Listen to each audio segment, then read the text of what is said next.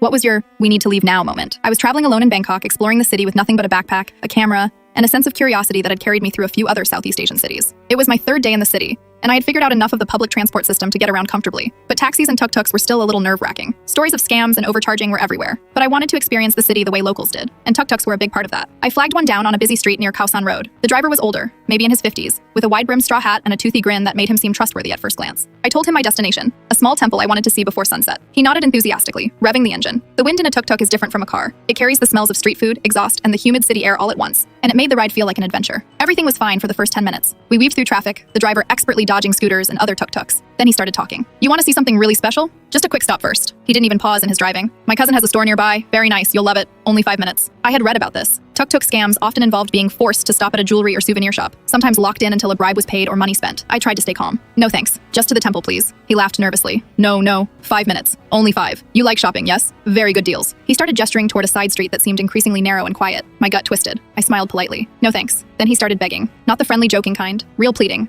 Leaning forward, voice slightly desperate. Please, only 5 minutes. You will really like my cousin's store. Very good, very special." I tensed. Every story I'd read came rushing back. Tourists locked in, pressured to buy overpriced junk or jewelry, sometimes violently if they resisted. My mind raced. I didn't want to confront him. I didn't want to make a scene in traffic. I just wanted out. He tried another tactic, turning the tuk-tuk slightly toward the alley. "Just a shortcut, quick stop, 5 minutes, okay?" I realized then that he wasn't going to take no for an answer. My adrenaline spiked. Every instinct screamed, "We need to leave now." I kept one hand on the tuk-tuk's frame and one on my backpack. I watched my chance carefully. A red light up ahead, traffic at a standstill. As we approached it, I slowly opened the door and slipped out, keeping low to avoid drawing attention. The tuk-tuk horn honked, and the driver shouted behind me, waving his arms and yelling in Thai. He couldn't exactly chase me without blocking traffic. I didn't look back. I started walking briskly in the opposite direction, heart hammering in my chest, feeling the concrete under my shoes and the wind on my face, trying to act casual while adrenaline surged. I kept walking until I was sure I was far enough from the corner where he could see me. Then I ducked into a small convenience store, buying a cold water bottle just to have a reason to stay inside for a minute, pretending to browse. My hands were shaking slightly as I texted my hostel to tell them roughly where I was. My stomach was in knots. That was the first time in the trip that I genuinely felt unsafe, that I realized how quickly something ordinary, hailing a tuk-tuk, could turn into a dangerous situation. After 10 minutes, I left the store cautiously, retracing my steps to a busier street. The sun was lower in the sky, painting the city orange and pink, but I didn't feel any joy in the colors. Every tuk-tuk I saw, my heart jumped a little. I finally made it back to Khao San Road, blending into the crowd,